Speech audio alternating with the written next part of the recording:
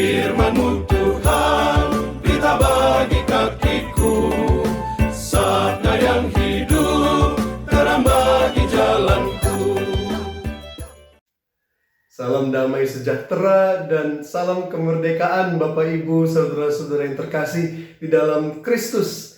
Di hari perayaan ulang tahun kemerdekaan Indonesia yang ke-77 ini, mari kita merenungkan bagaimana kita bisa menjadi 100% Katolik dan 100% Indonesia.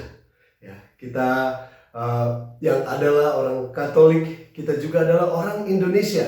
Dan kita mau lebih mendalami mentalitas apa yang harus kita bangun di dalam diri kita semua, sehingga kecintaan kita kepada Tuhan kita, Yesus Kristus, Allah Bapa dan Roh Kudus juga bisa mengalir dengan kecintaan kita kepada bangsa kita, nusa bangsa Indonesia.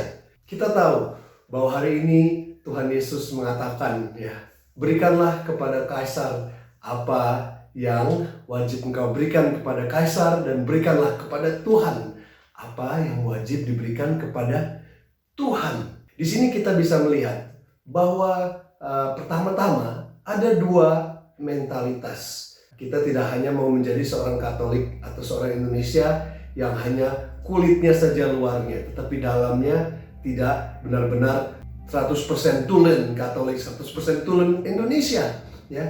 Yang artinya adalah, apakah kita punya mentalitas sebagai seorang yang hanya mau menerima saja, atau seseorang yang punya semangat memberi? Ada bermacam-macam orang yang memberi. Ada yang memberi 50% dari apa yang saya miliki. Wah, itu sudah besar, ya. Kalau kita bayar pajak 50% saja rasanya sudah sangat sulit, bukan? Ada juga orang yang bilang, saya mau memberikan 90% dari apa yang saya miliki. Bagi kita seorang rohaniwan saja, itu kalau kita bilang kita memberikan 90% kepada Tuhan, ya, itu sudah luar biasa. Tapi apakah itu cukup? Tapi ada juga orang-orang yang mau memberikan segalanya kepada Tuhan. Sebelum kita masuk tentang memberi ini, mari kita lihat apakah, ya, nilai-nilai keindonesiaan kita yang dibangun dari Pancasila itu selaras dengan nilai-nilai kita sebagai seorang Katolik. Ya, kita tahu dalam Pancasila ada 5 pasal, ya. Ketuhanan yang Maha Esa, ya. Lalu kedua, kemanusiaan yang adil dan beradab, persatuan Indonesia, ya, kerakyatan yang dipimpin oleh hikmat kebijaksanaan dalam permusyawaratan dan perwakilan, dan keadilan sosial bagi seluruh rakyat Indonesia. Kalau kita lihat yang pertama, kedua ini, ketuhanan yang Maha Esa dan kemanusiaan yang adil dan beradab, itu sungguh sesuai dengan perintah Tuhan yang Tuhan Yesus katakan, ya. Saat dia ditanya, apakah perintah yang utama? Dan di Matius 22, ya, ayat 27, Tuhan Yesus mengatakan bahwa cintailah Tuhan Allahmu dengan segenap kekuatanmu, dengan segenap pikiranmu, dan dengan segenap hatimu. Ya, lalu cintailah sesamamu seperti engkau mencintai dirimu sendiri. Ini kita lihat sungguh ada di Pancasila, ya, nomor 1 dan nomor 2. Tuhan yang Maha Esa, berarti kita memberikan cinta kita kepada Tuhan, ya. Lalu kita memberikan cinta kita kepada sesama kita, ya, dengan nilai-nilai kemanusiaan yang adil dan beradab. Lalu kita lihat lagi persatuan Indonesia. Tuhan Yesus pernah berdoa saat dia sebelum pergi dan disalib, bahwa dia mengatakan, Bapa, biarlah mereka semua menjadi satu, ya, seperti saya dan engkau Bapa menjadi satu, supaya mereka percaya bahwa engkaulah yang mengutus aku. Tuhan mendoakan agar kita semua menjadi satu. Dan dia juga katakan, tadi itu ada di Yohanes 17 ayat 21, lalu di Yohanes 10:16 dikatakan juga bahwa ada domba-domba lain yang tidak tergabung dalam kawanan domba ini, dan aku juga ada untuk mereka, supaya mereka mendengarkan suaraku. Jadi Tuhan Yesus tidak hanya untuk kita saja orang Katolik, ya, bahwa semua umat manusia itu adalah juga umat-umat Dia, dan Dia sungguh ingin kita semua menjadi satu. Jadi nilai kita persatuan Indonesia itu sungguhlah penting dan sesuai dengan doa Tuhan Yesus, ya, dengan permusyawaratan dan demokrasi kita. Artinya juga bahwa kita semua punya suara dan kita semua saling mau berdialog dan mendengarkan satu sama lain. Ya, dan terakhir, keadilan sosial bagi seluruh rakyat Indonesia, artinya kita juga harus hidup ya sesuai dengan keadilan sehingga kesejahteraan sungguh dirasakan oleh semua orang.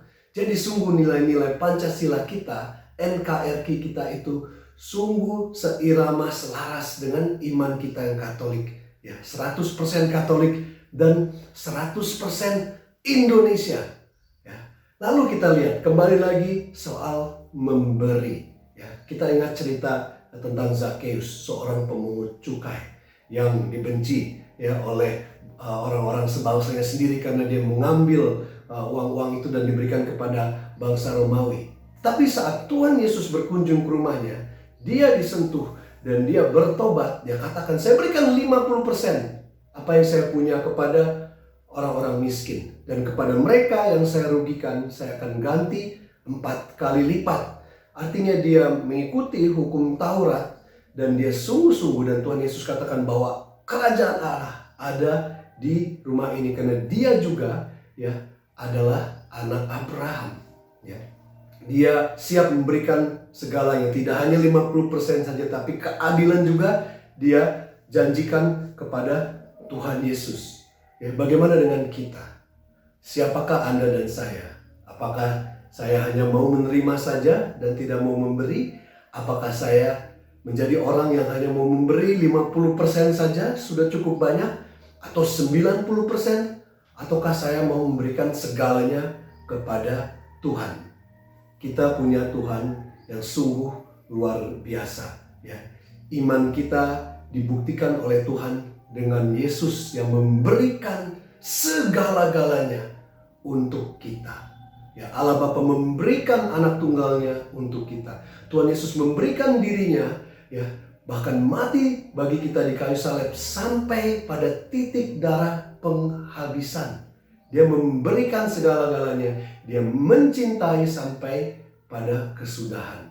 Ya, mari kita imani ya iman Katolik kita yang bertumpu pada pemberian Tuhan Yesus bagi keselamatan kita, sehingga kita semua bertumbuh menjadi 100% Katolik dan 100% Indonesia. Kemerdekaan sudah dibayar oleh Tuhan Yesus untuk kita. Kita yang merdeka, kita mau merdeka sehingga merdeka bisa memberikan segalanya apa yang kita punya, seluruh cinta kita kepada bangsa kita Indonesia.